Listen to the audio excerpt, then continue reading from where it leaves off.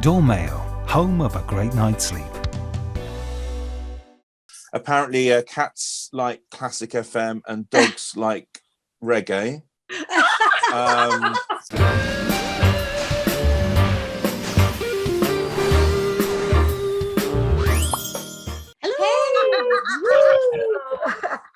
Happy Halloween! The Mad Hatter. I can only apologise to everyone now. I'm so sorry. I mean, who is that in the corner there? There is some very strange grey-haired Phantom. Yes, but the strange thing is about this phantom is she wears glasses. Who could it be? Reveal. Reveal who you are. So hot under here. I'm so glad to pull my mask down. I'm gonna die. Oh, hello, darling. It is my darlings. Oh, how wonderful. It is the you. Julie Peasgood. Julie, welcome back. Thank you so much. You're with us on Monday and you're with us today as well for our Halloweeny special. I love my wig, but it's coming off. It's too hot. That didn't last long. No, but that's as far as Halloween is good. I've got a whole background. I've got the cat, I've got the owl, I've got the pumpkin, I've got everything. And it's wonderful. You actually, Harriet, to be honest with you, I would love to go to Disney with you. Yes. Yes. It would be such fun, wouldn't it? Can we do Disney? Disney's my favourite place in the whole world. Thank you. Yeah, me too. Let's do a Wonderbirds Disney vlogging trip. Yes, let's do it. Disney World. Oh, and actually, girls, I must tell you this, and nobody else knows this except me, and Hass, actually, our editor, is that Mark Curry has actually done a vlog. He's away at the moment, but he's actually done something as a roving reporter. So who knows? So we might ask Julie next time she goes on the ship if she'll do a little vlog for us on the ship. I'd love it. That would be a good idea. But Mark just came up with it himself. He said, "Shall I do one for you girls?" And he's done it. So I think this could be a new little insert to our show, vlog. Yes, please. Idea. I'd love fantastic. Yes. And I'm very happy for Julie, obviously, but I want us to go to Disney. Can we just get back to that? We're definitely going, darling. Don't worry about that. Yeah, it is. And actually, Pauline Collins' favourite place in the world is Disneyland as well. Always, she loved it there. It's her favourite place. Did you know that? No. I've been to the one in the States, which I adored. I've never been to the one in France. Has anybody? Yes, I've been there. I didn't like it. It's divine. It's all wonderful. Disney World. I grew up going to Disneyland because I grew up in LA, so I went to Disneyland as from the age of a tiny kid. But the Disney World in Florida is breathtaking. It is, and I remember being driven into Disney World in Florida and seeing this enormously high roller coaster and saying to my friends, "You're not going to get me on that," right? And by the end of the time there, I was actually not just going on that one, I was going on the highest one and going with no hands. And also, I was so lucky the first time that we went to Disney as a family. I had friends of mine who lived in Florida, and they'd got it all down to a T. And they said, "Oh my God, people are lining up for hours and hours for the ride." So I'm going to tell everybody how you can get on the rides and you can get straight through them, because all you do is you wait for the parades to happen. And when the parades happen, everybody goes to watch the parade, and you go on the rides, and there's nobody there. Win-win. Oh. Now, who's our first guest? I was going to say, because I'm a rabbit, can I remain a rabbit, please? Yeah. Because I would like to introduce a lovely guy who's been on the show before, but he's a great animal lover, and he's talking to us about some very, very special subjects today with all the work he's doing, and it's the wonderful celebrity vet, Marc Abraham OBE. Hi. What are you wearing? Hi, darling. Darling, I don't always look like this, as you know, darling. But it's because it's Halloween, and because I know you were coming on, I've dressed appropriately, darling. Is that appropriate? She's dressed as a rabbit, hoping that you will examine her. Okay. Let's start with the ears then. Before the show, darling. She's now given the whole thing away. Surely that's Easter, not Halloween. I'm blushing. Do you realise, ladies, that Mark has been crowned Vet of the Year 3 times? At least.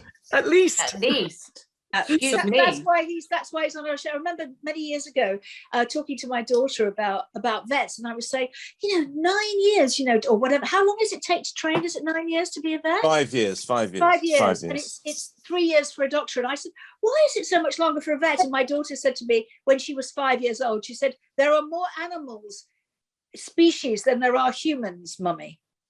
And Very I went, true. oh yes, at 5, you see. Very true. Very good. Are you in your surgery now, darling? I'm not. I'm at home, but I always put my scrub top on to make me think and behave more like a vet. I'm dressed as a witch, but that doesn't make me think or behave like one, just so you know. No, That's not darling, your no. those aren't your normal clothes then. We're all dressed up. Well, hashtag Halloween. Just for you. I feel like I'm crashing some sort of weird hen do. Yeah, you are. It's not a hen do, though. That's what you need to worry about, darling. Just saying. Yeah. Okay. And the last time I saw you was in Brighton when Yes. I just on the zip wire, darling. And the girls love me talking about the zip wire, which I've Julie's done it as well, a couple of times. Have you But done we it, had Dee? Did you know that Julie's done it? no. I love Brighton. I've got a flat in Brighton. I thought you did a zip wire. Weekend. I love it. Pup Aid. How's that all going? So Pup Aid was the dog show that we had the celebrities judging. So that finished in 2018 after 10 years. We did one every year, started in Brighton, finished in Primrose Hill. There's a part of me that wants to bring it back potentially for like a final one next year. Because so much has happened since 2018. So watch this space. It's a hell of a lot of work.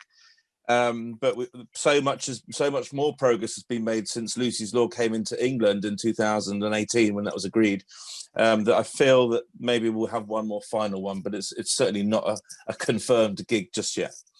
Lucy's Law made an enormous amount of difference, especially what's been going on since lockdown with all of these puppies being, what's going on at the moment? There's lots of rubbish going on. The sad thing was when Lucy's Law was introduced, actually made legislation in April 2020. It's when lockdown just came in. So all of a sudden we went from a situation where the law prevented puppies being sold without their mums to the normalization of delivery of puppies because of COVID. So it was very frustrating. It's gone back to how it should be now. But we can't really gauge the effectiveness of it because it hasn't been allowed to work. But now we've got Lucy's Law in England, Scotland and Wales, hopefully soon Northern Ireland. I was in Stormont last week speaking, and they're making really good progress. So hopefully in the next few months with Northern Ireland, it will be illegal in the whole of the UK to sell a pup without seeing it with its mum in the place it was born, or kitten, which obviously makes every breeder accountable. And it also starves the market for the Republic of Ireland puppy farms as well, because you can't sell them without the mum in the UK mainland or Northern Ireland, or transport them through. So massive progress. And there's also a lot of movement now, good term actually, in banning the import of puppies from overseas puppy farms, and making making the minimum age 6 months rather than 15 weeks. So reduces rabies risk, will take out puppy smuggling, and makes them more robust to travel, and is a lot easier to enforce because the puppy's teeth change at 6 months to adult teeth. So at borders with visible checks, you can actually say that puppy is at least 6 months old, whereas passports and paperwork and certificates have always been forged traditionally. So massive progress has been made in the last, even in the last year or so. And hopefully it's a much brighter future for the country's dogs and dogs abroad as well. That's we wonderful. saw Dee, when Dee went to get her rescue rescue dog, they had in this house that we went to pick her up, this woman said to us, oh, we've got another puppy, didn't they, Dee? They've had some other puppies. Yeah. My brother had these puppies yesterday, and she literally brought these puppies out, and they were like 3 days old, and she said there were 8 of them and 6 of them had died overnight. And I just thought, these are people that should not be having any sort of animals. They don't know how to look after them. I was really, really shocked. We couldn't wait to get Honey out of there, but it was very shocking. Yeah, and now our advice is, if you do encounter a situation that you're uncomfortable with, let's say puppies are dying, the mum's not there, maybe it's a fake mum, maybe you suspect it's a show house, which is when they bring a mum and a puppy to a different part of the property and pretend it's their house. is just gather as much evidence as possible. So screen grabs from websites, mobile phones, landlines, photos, because that now can be used in investigations and potential prosecution. So it's now, sadly, it's now turned into a case of evidence gathering if things go wrong. And now breeders who should be the sellers can be held to account with Lucy's Law. And that's how we prosecute by, it's almost what's called policing by consent. It's the public doing the enforcement as well as the local authorities and other enforcement agencies such as animal protection services. Yeah, excellent. And there's also a lot of theft, isn't there, Mark? Loads of theft. I mean, you know, the guys who've been working on the pet theft campaigns, pet theft reform, have done an amazing job. That's now going to become a specific offence. We haven't heard the details yet, but again, massive progress. The government now seems to be listening to the campaigners, which they've never done before.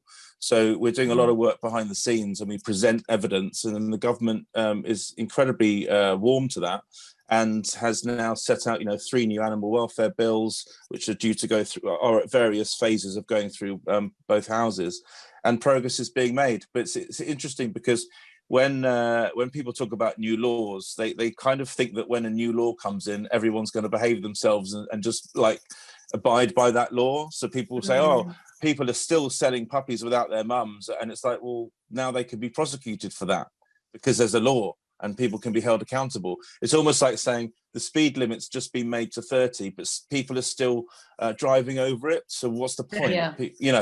So it's very interesting. People's attitudes, obviously, the majority are very supportive, but the fact that we now have legislation that can be used to actually stop people selling puppies without their mum is the most important thing. The fact that people are breaking it, of course they're going to break it. They're going to try until they're prosecuted and investigated. So we've got to keep the momentum going and raise awareness at the same time, which is often just as important, if not sometimes more important than the actual legislation, and make sure people are buying dogs in the right way. So literally going forward, we'll be in a situation with all the Lucy's laws in all the 4 countries, plus making it very hard for puppies to be imported that are young, apart from rescue, and puppies from Republic of Ireland puppy farms, is that you can only get a dog from direct from the breeder, from a rescue shelter, or potentially from rescue abroad, and that will be the only way. And by limiting the options, you actually just make sure everyone's sourcing their dogs responsibly.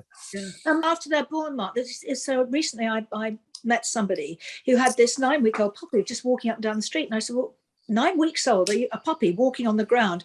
And he said, yeah, I don't believe in vaccinations. Now there must be quite a few people, I never even thought about that before. Is that quite rife? Are a lot of people like that? It's a very good question. I mean, anti-vaxxers have happened in the animal world for a long, long time, fueled by some of the big tabloid sort of online newspapers, sort of scaremongering, really. For a puppy to be walking on at 9 weeks it's almost, well, criminal, really, in animal welfare terms, because parvovirus is a killer and it's out there. You've got leptospirosis, you've got other diseases that we vaccinate against at 8 weeks and 12 weeks, or a combination of that sort of time of their life. So much like us with COVID, a course of 2 injections, depending on the brand and the veterinary practice. Everyone has their own protocols. But to walk a puppy at 9 weeks with absolutely no protection at all, because the mother's immunity is worn off by then, is criminal, and it's just not responsible pet ownership. It's the opposite. So it's rare, but it does happen. Mark, can I ask something? Sure. I'm incredibly dog broody. It's not the right time to get a dog yet because I travel too much. I'm away too much. But what are the other red flags you should look out for if you're not fully aware that you're buying? Say a friend of mine has said, oh, there's a lovely friend of mine got some puppies born, and the litters seem to be coming very often. That's a sure sign, isn't it, that it might be a puppy farm? Yeah, it's a sure sign it might be a dealer. So local authority, first of all, find out if they are a registered breeder, find out if they're registered to sell puppies. There's a question mark over licensing. So puppy sellers, who should be the breeders, have to be licensed if they make a profit of over £1,000 a year or breed more than 3 litters. So there are fine details in those licensing criteria. And yeah, just sort of Google mobile phone numbers, Google landline numbers, look for reviews online, and if they are Kennel Club registered, ring the Kennel Club just to see if they are Kennel Club registered. Look for health certificates, look for all the paperwork, get it checked out. If someone's legitimately selling a puppy, they're certainly not going to be pushy. They're going to be asking you loads of questions, as much as many, maybe even more than you'll be asking them. Yeah. So the whole mood is very, very different. Obviously, accountability. So if it's a cash sale rather than a card sale, puppy contract is another piece of paperwork that can be very useful. So as much research as possible before you get there, as many questions as possible when you get there, and really your gut reaction to whether they're being pushy and are desperate to sell this puppy, or they're saying, have a think about it and come back and let us know. And really finding out if you've got the right lifestyle to have a puppy in your life. Yeah. The puppy is something else, isn't it? I mean, it really is. I've had by mistake, one mistake litter, but I had one litter that we wanted, my daughter's dog and my other daughter's dog. We thought that was about 4 years ago, and the puppies, and we had the most beautiful house, and it was just beautiful to bring up puppies in that, and they all went to people that we knew. In fact, 4 of them went to Sweden because my son-in-law. Oh, wow. My son-in-law's family were in Sweden, so they've gone, and their father was Swedish, so these dogs have gone back to Sweden, which I thought was lovely. And then I had another litter by accident, which was that will not happen again. But even so, I'm very privileged in order to have so much support, loads of friends who know what they're doing as well to help me. But my puppies were really, and the people that came to get them were all friends of friends. So we were all, it was a little group of us. It's how it should be, yeah. It is absolutely. My daughter and this rescue dog is from a well-known rescue charity in Romania, had rescued a dog very recently who was about 9 months, and she's been at my house ever since, who is the sweetest thing, but traumatized because she was a feral dog, presumably on the street with her mother and her brother, pulled into the rescue centre, pulled out again to be neutered and given her shots, pulled out again to be sedated, put in a van and brought to this country. And you do these things because you're trying to help a dog that would otherwise probably be put down. But it's a well-known charity and all of that, and it's reputable and all of that. However, she's just about allowing us to stroke her now. She's 10 months. She adores the other dog. She gets on well with the cat because the cat obviously rules the house, standard. It's the concern. We can't get a collar on her at the moment because anything around, she's seen a behavioralist, she's seen all sorts of things, but she is so terrified still. And I know it's slowly because I know it's so important to have that love and nurturing in the early days. She's already 9 months when she arrived. So all that trauma, it's how to unpick that and to do the right thing to rescue. And I know here it's different because if you rescue a dog from here, all those things have been identified, sorted out. Subsequently, the charity have said, yes, it's the worst case we've seen. But they didn't say that to us to begin with. They said, yes, she's a bit nervous. Okay, and the reality is she can't get a collar on her or a harness because she's petrified. Okay, so Harriet, first of all, I want to say that's one of the best comments ever to make in this situation, because people, as you say, they want to do the right thing and they want to rescue. And sometimes if they can't find what they want in the UK, they go to let's say, a rescue organisation, either based abroad or dealing with abroad. What you've absolutely brilliantly highlighted is, and this is not all rescue dogs that are coming in from abroad, or indeed all rescue dogs that are in the UK, but the ones that come from abroad have, I think, a higher probability of being traumatized. And as you say, in and out of pounds, in and out of vehicles, traumatizing journeys. So when they get here, you've got not only the fact that they often try and escape, because a lot of charities will pluck them from the streets, and they are natural street feral dogs. They try and escape, guard their food, maybe even have nervous aggression. But as you say, and this is I'm so happy you said this, because a lot of people don't talk about this aspect of overseas rescue. To have a dog that's so fearful of having a collar put on, or a harness, or even eating out of a bowl or playing with a toy, people have to realize that these aren't always pets that you can just take from the streets of Romania and put in a flat in London and just expect them to be a pet. And so what we're calling for, and this is a consultation that's only just finished with the government, is alongside banning puppies under 6 months being imported, if rescue are to be still imported which are under 6 months, is to have criteria in those licensing conditions. So, for example, behaviourally assessed before they travel, disease treated as well, because a lot are bringing in a disease. And that there are a few other measures that are a rescue backup in the UK. A lot of these organisations, they'll rehome, and if there's a problem, there's no backup in the UK. So the owners try and persevere desperately because they just love this dog, but they also know what's going to happen if they don't, if they give it away again, which is not most likely going to be euthanized. When there's no way we're going to rehome her, she's here in the family. But as you say, there's no backup. There again. Told them what the reality is different, and you know, we're going to persevere. She's not aggressive at all. It's just so sad that they're put into these situations, and it's also sad for the families. And it's worth pointing out what rescue backup means, because not everyone knows. Rescue backup is when there's a rescue shelter or some sort of deal or arrangement with the overseas rescue. So if it doesn't work out in the UK, that animal can go to a rescue centre in the UK and be rehabilitated and treated, rather than being shipped back or put to sleep. Absolutely. And that, and no way are we going to do any of those things. She's staying with us. But as you say, there's nothing here and nothing for us. We're doing all sorts of things. We're talking to the vet, obviously, and we're doing behaviourist, all of that. But it takes a long time. And all you want to do is love her. But she can't even be cuddled, or she just. It's so sad, and I feel so, you know, passionate about this because I have a family of dogs. It's very interesting. Not many dogs like me have their mother and father and 4 siblings who are still together, if you like. And we see that, and it's like it is like I look at this and think, God, how privileged am I to have a family of dogs that all know each other, that play together. The dogs are so organized. You don't need a TV. Exactly. We should have our own show. We're like the Waltons. We really are. We are. You know, when I hear Harriet's story, it absolutely breaks my heart. And it's a story that's happening everywhere, because people are genuinely trying to do the right thing. But some of the stories that are some of the sort of cases that are portrayed on sort of websites and pictures that really aren't the reality when they arrive in people's homes. I mean, I think, and as you say, people desperately want to persevere. They desperately want to persevere. It will be okay, just not today. And I think, you know, she doesn't have to transform today. It's a journey, and we're on it with her, and it's fine. It's lovely to hear. She has had shots, and she has had all those things, but I think it's very important to just put it out there that she needs help. Important. Important. Yeah, and thank you for doing what you're doing. How can we actually help you now? What can we do? And our viewers, what would you like us to do to help?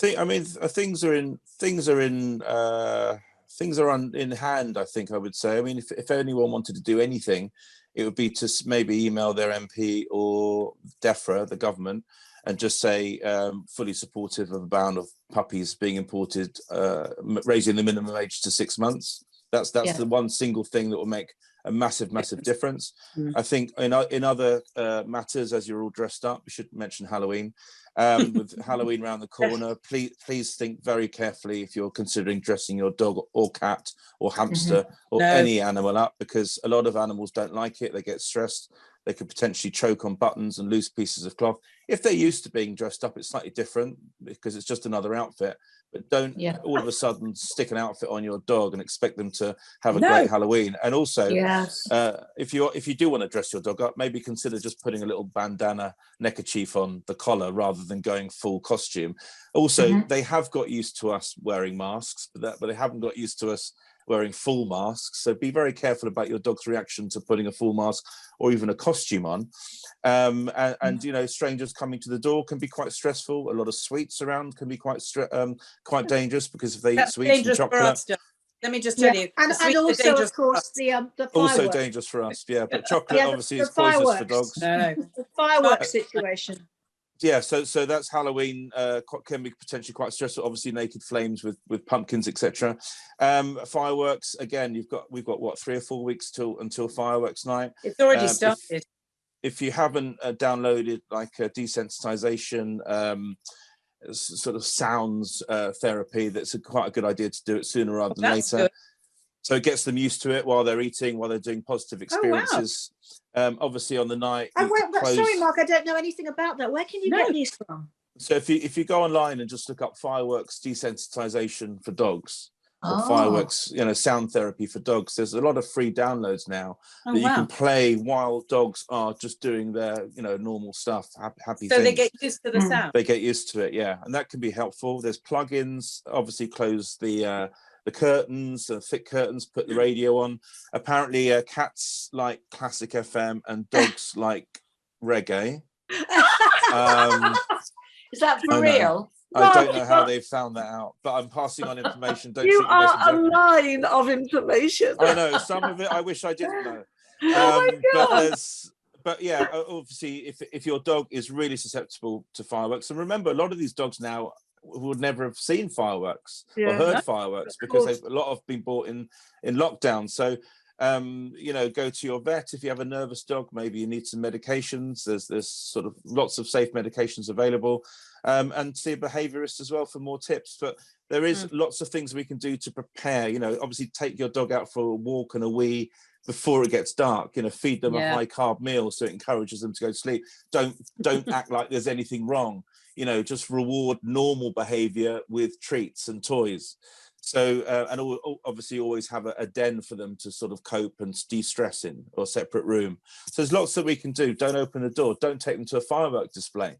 We hear horror stories every year of dogs being taken to fire, or dogs being tied up outside while the owners go, to the display. So just common sense, but do as much research as possible. Like everything, do as much research as possible, prevent things getting bad, and prepare your dog to be confident on the night, and don't let up that there's anything different. Just carry on as normal.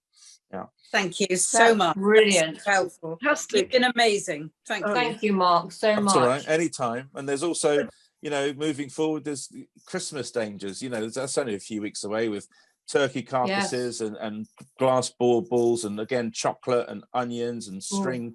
And all sorts of decorations and tinsel that can get caught in animals' intestines. So, as with everything, as I can't say it enough, research. Prepare, protect your pets, and then not only will they have a great time, but you'll have a great time, and you won't be spending a fortune on emergency vet bills either.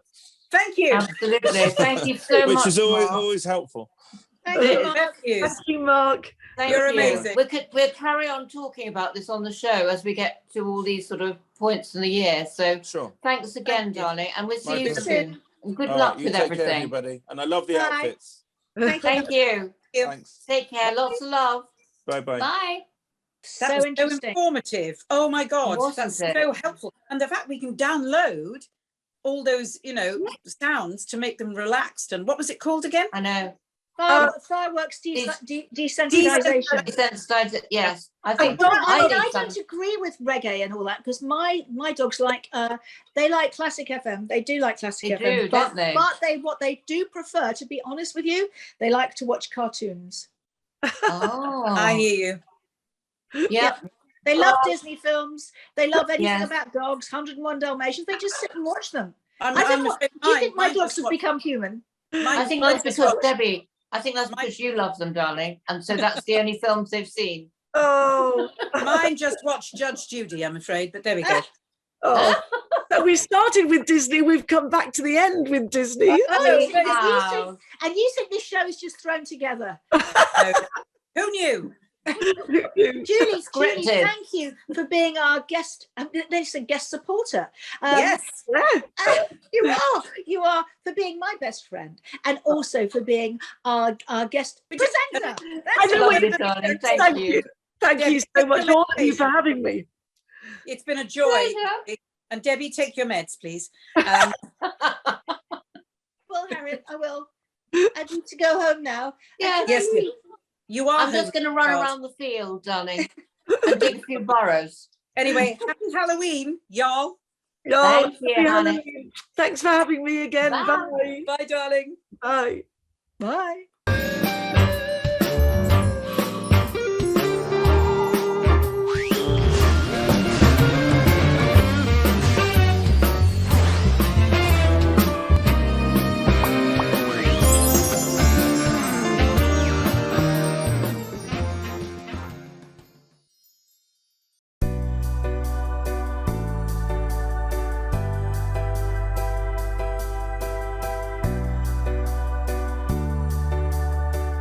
Dormail, home of a great night's sleep.